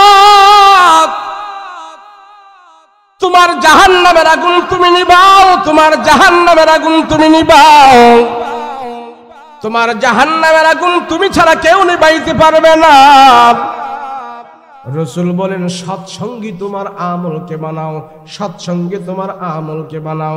রাসূল বলেন, আল কাইসু মান দারা নাফসাহু ওয়া আমিলা লিমা বাদাল মাউত। মরার পরে যায় যে শান্তি ভোগ করবে, মরার পরে যায় যে শান্তি পাইবে, ওই শান্তির কথা যখন নাকি সে মরার আগে চিন্তা করে, মৃত্যুর পরের সামান যে মৃত্যুর আগে তৈরি করে। রাসূল বলেন, আমি আমার উম্মতের ভিতরে তারে সবচেয়ে জ্ঞানী মনে করি, আমি রাসূল তারে সবচেয়ে জ্ঞানবান মনে করি। যে মৃত্যুর পরের আমল দিয়া সে কবরটাকে সাজায়, মৃত্যুর আগে সে কবরকে সাজায়, মৃত্যুর আগে শেষে তার কবরকে সাজায়, আমি রাসূল তারে সবচেয়ে বড় জ্ঞানী মনে করি, আমি তার জ্ঞানী মনে করতেছি। ঘর সাজাইলাম, সংসার সাজাইলাম, নিজের জীবন সাজাইলাম, কবর সাজাইলাম না। আল্লাহর নবী বলেন, তোমার কবর প্রতিদিন 70 বার ডাকে, আয় আমার কাছে আয়।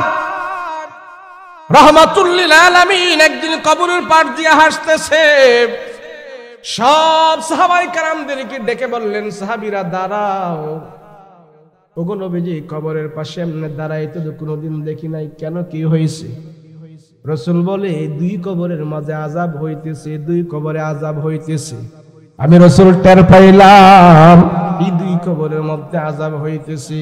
রাসূল বলেন, এই কবরের মধ্যে আযাব হইতেছে গীবত করার কারণে, আর এই কবরের ভিতরে আযাব হইতেছে সে ছোট্ট একটা আমল না করার কারণে। বলে, কি আমল? বলে, এই কবরের মধ্যে আযাব হইতেছে নাপাকের কারণে, এই কবরের মধ্যে আযাব হইতেছে গীবত করার কারণে, এই কবরের ভিতরে আযাব হইতেছে সে নাপাকের কারণে। বলে, কোন নাপাকি? আমার উম্মতের ভিতরে যারা এমন এমন লোক হবে, এই লোকটাও এরকম ছিল। বলে, কেমন?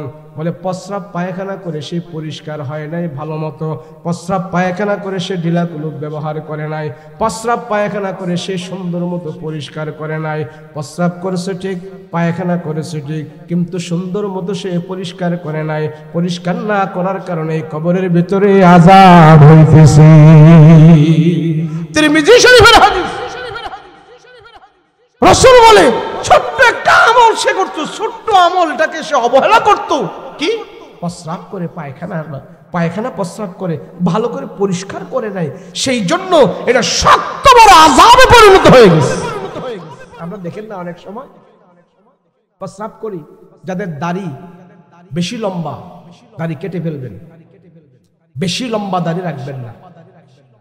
বেশি, এই যে এত বড় দাড়ি আছে না, এত বড় করার তো কোনো বিধান নেই। আপনি এক মুষ্টি রাখবেন, ছোটও না খাটো না বেশি লম্বাও না। বেশি লম্বা দাড়িওয়ালারা অনেক সময় দাড়ি সেভ করতে পারে না, দাড়ি সাইরাই প্রস্রাব করতে বসে, প্রস্রাবের সিডা এসে দাড়ির মধ্যে লাগে। এর জন্য আপনি যদি লম্বা দাড়ি রাখতে হয় খুব সাবধান করে রাখবেন, কিন্তু একবারে খাটো করা যাবে না। এক মুষ্টি, হাদিসে আসছে কয় মুষ্টি? এক মুষ্টি, এক মুষ্টি দাড়ি, এই এক মুষ্টি দাড়ি রাখবেন। লম্বা দাড়ি যাদের আছে খুব সেভ করবেন, আপনি না রাখলে সমস্যা নাই, কিন্তু এক মুষ্টি রাখতেই হবে, না রাখলে গুনাহ হবে। তাদের অতিরিক্ত লম্বা আছে, আপনি রাখতে মনে চলে, খুব সেভ করে রাখতে হবে। আপনি এইভাবে প্রস্রাব করতে বসছেন আর প্রস্রাব করতেছেন, দাড়ির সিটাই সেখানে লাগতেছে, প্রস্রাবের সিটা লাগতেছে, জামায় লাগতেছে, দাড়িতে লাগতেছে, বিভিন্ন জায়গায় লাগতেছে। আপনি সাবধান, যদি এটা পরিষ্কার না করেন, আল্লাহর রাসূল বলে কবরের ভিতরে এই প্রস্রাবের ছোট ছোট সিটাই আপনার জন্য আযাব হয়ে দাঁড়ায় যাবে। ছোট্ট একটি আমল আমরা কেউ এটা কেয়ার করি না। পায়খানা প্রস্রাব করে ঢিলাগুলো ব্যবহার করি না, পরিষ্কার করি না। আচ্ছা, ছোট্ট একটা জিনিস, অথচ এই ছোট্ট জিনিসটা আমার রাসূল আমাদেরকে এটা আদর্শ বানিয়ে গেছেন। এটা রাসূলের একটা সুন্নত, এটা আদায় না করলে আর অপরিষ্কার থাকলে রাসূল দেখাই দিছে, দেখো এই কবরের ভিতরে আযাব হচ্ছে, অপরিষ্কার থাকার কারণে, পরিষ্কার না হওয়ার কারণে প্রস্রাব পায়খানা করে সে ভালো করে পরিষ্কার হয় নাই, এই কবরের ভিতরে আযাব হইতেছে। একটা ঢাল ভাঙলেন, গাছের একটা তাজা একটা ঢাল ভাঙলেন, ঢাল ভেঙে কবরের মধ্যে তাজা ঢালটা ঘিরে দিলেন। আর সাহাবীদেরকে নিয়ে বললেন, এই তাজা ঢাল আল্লাহর জিকির করবে, এই তাজা ঢাল আল্লাহর সমস্ত মাখলুকাত জিকির করে, এই তাজা ঢাল আমি কবরের মধ্যে রেখে দিলাম, ঘিরে দিলাম, এটা জিকির করলে হয়তো জিকিরের বরকতে তার কবরের আযাব আল্লাহ মাফ করে দিতে পারে। অথচ ছোট্ট একটা আমল, আর আমরা গীবত করি। এই শাস্ত্রলে বসে বসে যে গীবত আমরা করতেছি, খুব এই বেড়ায় সে বেড়ায়, এ বেড়ায় সে বেড়ায়, এইতে হেতে হ্যাঁ ও এই হে কত কিছু করতেছি। বর্তমান পাড়া মহল্লার যে শাস্ত্রল গুলো আছে, এগুলো গরিবের সংসদ ভবন হয়ে গেছে। এই শাস্ত্রল গুলোতে স্পিকারও থাকে, আছে না? না নাই? দেখবেন শাস্ত্রের মধ্যে কিছু লোক আছে, এরা নিজেরা বুঝে কম, ফরেরে বুঝাই বেশি, আছে না? না নাই?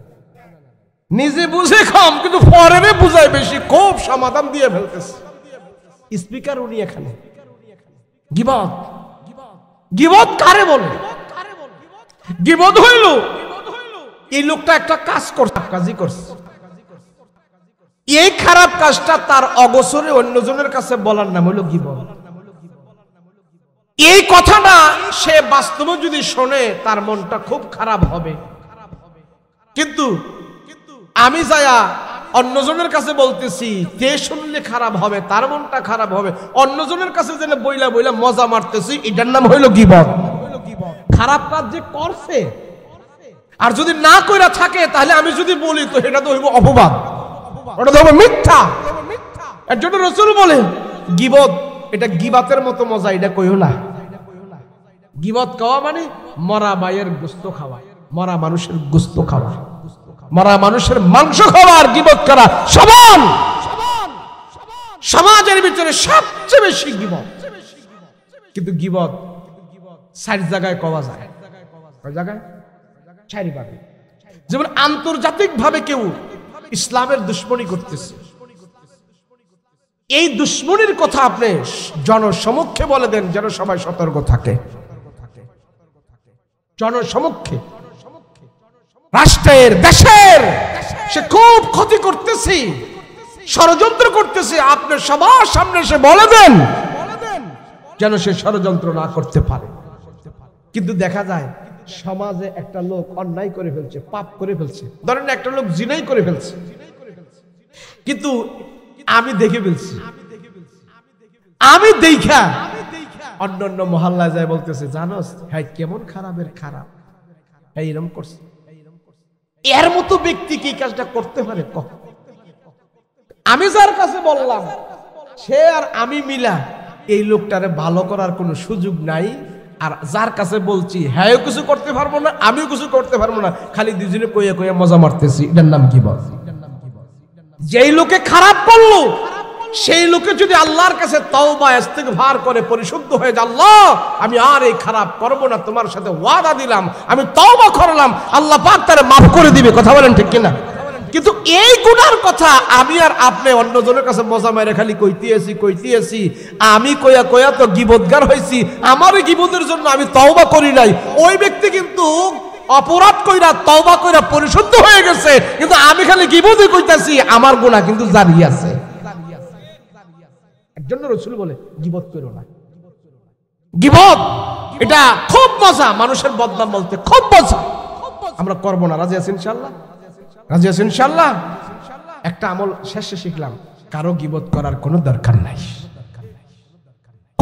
আমার গীবতের দ্বারা আমার যদি সেরকম ক্ষমতা থাকে তারা আইনা ডাইকা বলবো, এই তুই এটা করলি কে, করলি কে, তারা যদি ভালো মতো শাসায় করলি কেন, আমার দমকে ভালো হয়ে যেতে পারে। কথা বলেন ঠিক কিনা? তো আমার দমকে যদি ভালো হয়ে যায় আমি আর তার ডাইকা না কই আরেকজনের কাছে কর দরকার নাকি? কথা বলেন ঠিক না? এর জন্য সাবধান। রাসূল বলছে এগুলি কইরো না, আর হিংসা কইরো না। হিংসা কি? শেষ দোয়া করবেন। হিংসা কি? হিংসা হইল স্বপ্নে এক বেড়ায় দুইটা পাথর হয়েছে। কয়টা হয়েছে যারা বলে না কয়টা? দুইটা। তো দুইটা পাথর হয়েছে। হ্যাঁ, স্বপ্নের হেরে আল্লাহ দেখাইছে, এই তুই এই দুই পাথরের মধ্যে যদি ঘষা দেস তো তোর 5 তলা বাড়ি হইব, আর তোর ফাঁসের যে লোকটা আছে তোর প্রতিবেশী হ্যাঁ হইব 10 তলা।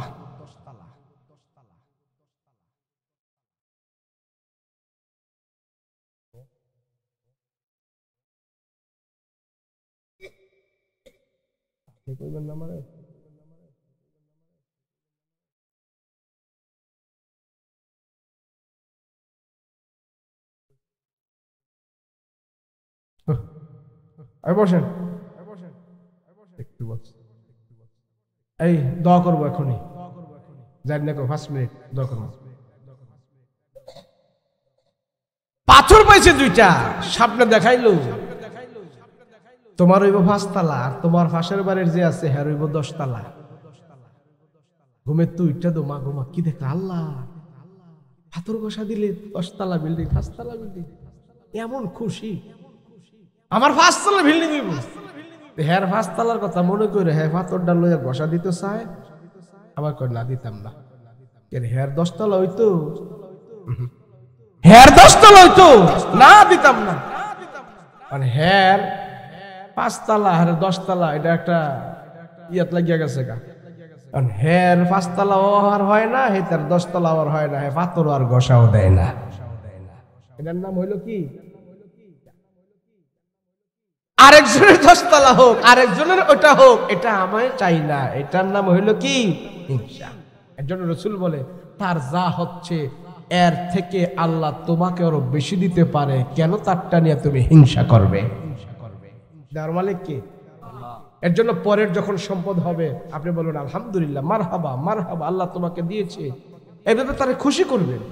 তার জন্য শুধুও করলে কোনো না কোনো দিক দিয়ে এর ডাবলও আল্লাহ আপনারা দিতে পারে। কথা বলেন ঠিক না? আল্লাহ পাক আমাদেরকে এই হিংসাত্মক সমাজ থেকে, হিংসাত্মক মনোভাব থেকে যেন আল্লাহ আমাদেরকে হেফাজত করে। বলেন আল্লাহুম্মা আমিন। ইনশাআল্লাহ যদি আল্লাহ রোগ দেয়, রোগ চিনে তো কার কাছে যাইতে হইব? ধনী গজবের ভিতরে আছে, আর গরিব রহমতের ভিতরে আছে। কথা বলেন ঠিক কি না? দুনিয়ার গরিব সেটা কথা নয়, আমার 5,000 কোটি টাকার মালিক হই, যদি এটা যদি হালাল থাকে এই টাকাও আমার জন্য কোনো সমস্যা নাই। যদি 1 টাকাও হারাম থাকে এটাই আমার জন্য সমস্যা। কথা বলেন ঠিক কিনা? আল্লাহ তুমি আমাদের সবাইকে হালালের উপর চলার তৌফিক দান করে। বলেন আমিন, আল্লাহুম্মা আমিন। ربنا ظلمنا أنفسنا وإن لم تغفر لنا وترحمنا لنكونن من الخاسرين رب ارحمهما كما ربياني صغيرا رب ارحمهما كما ربياني صغيرا সবাই পড়েন রব্বির হামহুমা কামা রব্বায়ানি সগীরা। আয় আল্লাহ, যাদের আব্বা আম্মা দুনিয়ার জমিন ছেড়ে অন্ধকার কবরে চলে গেছে, জানি না মা বাবা কবরের মধ্যে কোন অবস্থায় আছে, যদি কোনো দুঃখ কষ্ট আযাবের ভিতরে থেকে থাকে গো আল্লাহ, মা বাবার কবরের আযাব তুমি বন্ধ করে দাও। আয় আল্লাহ, মা বাবার কবরের ভিতরে তুমি জান্নাতের বিছানা বিছায়া দাও। মা বাবার কবরের ভিতরে তুমি জান্নাতের বাতি জ্বালা দাও। আয় আল্লাহ, মা বাবা আমাদের কি কষ্ট করে মেহনত করে লালন পালন করে দিয়া গেছে গো আল্লাহ, ওই মা বাবার ঋণ আমরা শোধ করতে পারি নাই। দুনিয়াতে আমাদের কষ্ট কোনোদিন মা বাবা সহ্য করে নাই। ওই মা বাবা যদি এখন কবরে কষ্ট পায়, আমরা সন্তানেরা কেমনে সহ্য করব? মা বাবার কবরের আযাব তুমি বন্ধ করে দাও। আয় আল্লাহ, এই মাহফিল তুমি কবুল করে নাও। আয় আল্লাহ, যারা সন দিয়েছে, বুদ্ধি দিয়েছে, পরামর্শ দিয়েছে, টাকা দিয়েছে, মাল দৌলত দিয়ে যে যেভাবে সহযোগিতা করেছে গো মালিক, তোমার বান্দাদের জান মাল তুমি নাজাতের উসিলা বানায়া দাও। আয় আল্লাহ, তোমার অনেক বান্দারা এখানে টাকা দিয়েছে, নিজের রক্ত মাখা ঘাম পরিশ্রমের টাকা এখানে দান করেছে গো আল্লাহ, প্রত্যেকের দান তুমি নাজাতের উসিলা বানিয়ে দাও। ওগো মালিক, আমরা গুনাহগার, আমাদের গুনার দিকে তাকাইলে তোমার দরবারে হাত উঠাইতে লজ্জা হয়, তারপরেও তোমার দরবারে হাত উঠাইতে হয়। আয় আল্লাহ, তুমি আমাদের জিন্দেগীর সব গুনাহ খাতা মাফ করে দাও। আয় আল্লাহ, রাত্র যত গভীর হয় দুনিয়ার মানুষের দরজা জানালা বাসা বাড়ি বন্ধ হয়ে যায়, মালিক গো তোমার রহমতের দরজা বন্ধ হয় না, ক্ষমার দরজা বন্ধ হয় না। আমাদের জিন্দেগীর সব গুনাহ খাতা মাফ করে দাও। আয় আল্লাহ, দোকানপাট মার্কেট বন্ধ হয়ে গেছে, রাস্তাঘাট গুলো ফাঁকা হয়ে গেছে, অফিস আদালত বন্ধ হয়ে গেছে, সাপ বিচ্ছুগুলো গর্তের ভিতরে চলে গেছে, পশু পাখিগুলো যার যার বাসায় চলে গেছে, আমরা এখনো বাসায় যাই নাই, এখনো আমরা খোলা আকাশের নিচে এতিম মিসকিন কাঙ্গালের মতন তোমার দরবারে দুইটা হাত উঠাইলাম। আল্লাহ, তুমি যদি আমাদেরকে তাড়ায়া দাও, আমরা কার কাছে যাব? আমাদের তো যাওয়ার কোনো জায়গা নাই, আমাদের জিন্দেগীর সব গুনাহ খাতা মাফ করে দাও। আল্লাহ, এই পৃথিবী ছেড়ে একদিন দুনিয়ার জমিন ছেড়ে আমরা চলে যেতে হবে, কেউ থাকার সুযোগ নাই, কেউ থাকতে পারবে না। যত থাকার চেষ্টা করি না কেন স্বাদের দুনিয়াতে থাকার সুযোগ নাই। ওরে মালিক, যেতে যেহেতু আমাদের হবে গো আল্লাহ, তুমি আমাদেরকে ঈমানের সাথে নিয়ে যাইও। ঈমান পরিপূর্ণ না হওয়া পর্যন্ত আল্লাহ তুমি আমাদেরকে নিও না, আজরাইলকে আমাদের সামনে পাঠাইও না। মরণ যেহেতু আমাদের হবে, ঈমানি মরণ আমাদেরকে দিও, বেঈমানি মরণ দিও না, মুনাফিকে মরণ দিও না, জাহান্নামী মরণ দিও না, বদকারের মরণ দিও না, ঈমানদারি মরণ আমাদেরকে দান করিও।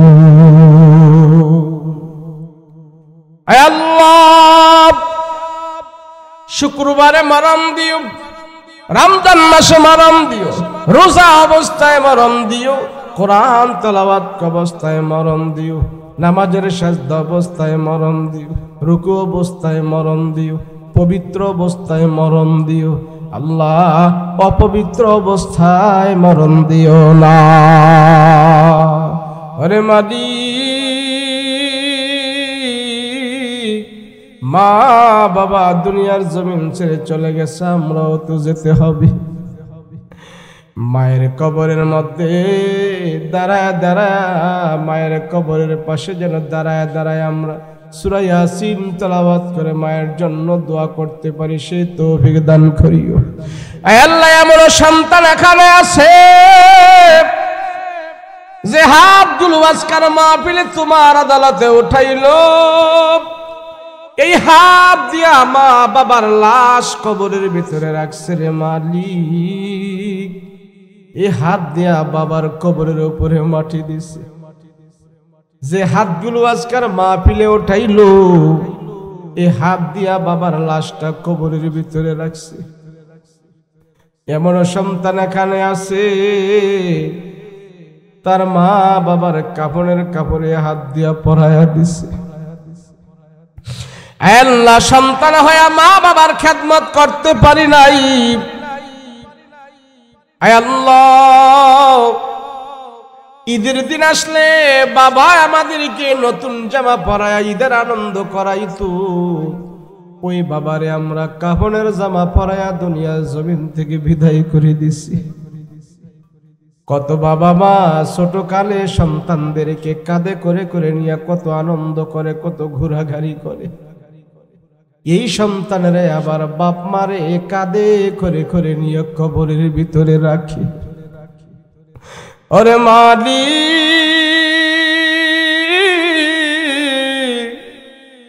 মা বাবার কবরে যদি তুমি কষ্ট দাও, আমরা সন্তানেরা সহ্য করব না। মা বাবার কবরের মধ্যে তুমি জান্নাতের বাতি জ্বালায়া দাও। আল্লাহ পিতা মাতার কবরে আযাব দিও না, দাদা দাদির কবরে আযাব দিও না, নানা নানির কবরে আযাব দিও না। মরিয়া গিয়াছে যাদের মা ও বাপ, আল্লাহ তুমি করে দিও তাদের গুনাহ খাতা মাফ। আল্লাহ অত্র এলাকার মধ্যে যারা অন্ধকার কবরে আছি, অত্র এলাকার কবরের ভিতরে যারা মুর্দারা শুয়ে আছি, আজকের মাহফিলের হাদিয়া তাদের নাজাতের বাণী হিসাবে কবরে পৌঁছায়া দাও। রব্বুল আলামিন একবার হলেও মক্কা মদিনায় যাওয়ার তৌফিক দাও। আল্লাহ নবীর রওজার সামনে আমরা দাঁড়ায় দাঁড়ায় নবীর সালাম দেব সেই ব্যবস্থা করে দাও। আল্লাহ হজ্জে বাইতুল্লাহ খানা কাবার গিলাফ ধরে ধরে আমরা কান্না করব সেই ব্যবস্থা করে দাও। রব্বুল আলামিন তুমি আমাদেরকে মক্কা মদিনা না দেখায় মরণ দিও না। আল্লাহ যতগুলো আবদার করলাম কবুল করে নাও। ও মাফি, ও মাওলা, তুমি আমাকে মাফ করে দাও। আমি পাপী, তুমি রহমান, তুমি রহিম। আমার যত পাপ আছে সমস্ত পাপগুলো তুমি মোচন করে দাও। আয় আল্লাহ মাওলা, তুমি আমাদেরকে মাফ করে দাও। কার কাছে হাত বাড়াবো, যাওয়ার জায়গা নাই। তুমি আমাদেরকে ক্ষমা করে দাও, তুমি আমাদেরকে ক্ষমা করে দাও। আল্লাহ জানি না কার জন্য যে মাহফিল শেষ হয়ে যায়, জীবনের শেষ মাহফিল তো হতে পারে গো আল্লাহ। আজকের এই মাহফিল তুমি আমাদেরকে গুনাহ মুক্ত করে বাড়িতে ফিরাও। আল্লাহ কত বক্তা মাহফিল করে বাড়ি পর্যন্ত পৌঁছতে পারে না, রাস্তায় অ্যাক্সিডেন্ট করে মারা যায়। কত শ্রোতা বাড়ি যেতে পারে না, রাস্তাঘাটে পড়ে তো দুনিয়ার জমিন থেকে বিদায় হয়ে যায়। ওরে মালিক, আজকের মাহফিল জানি না কার জীবনের শেষ মাহফিল হয়ে যায়। আল্লাহ তুমি আমাদেরকে গুনাহমুক্ত করে বাড়িতে ফিরাও, জীবনের সব গুনাহ ক্ষমা করে বাড়িতে ফিরাও, দোষমুক্ত করে বাড়িতে ফিরাও, জান্নাতি বানায় আমাদেরকে বাড়িতে ফিরাও। আল্লাহ আমাদের জিন্দেগির অভাব তুমি দূর করে দাও। সাল্লাল্লাহু তাআলা আলাইহি ওয়া আলা আলিহি ওয়া আসহাবিহি আজমাইন। সুবহান রাব্বিকা রাব্বিল ইজ্জাতি আম্মা ইয়াসিফুন ওয়া সালামুন আলাল মুরসালিন ওয়ালহামদুলিল্লাহি রাব্বিল আলামিন। ওয়া হাক্কা লা ইলাহা ইল্লাল্লাহু মুহাম্মাদুর রাসূলুল্লাহ।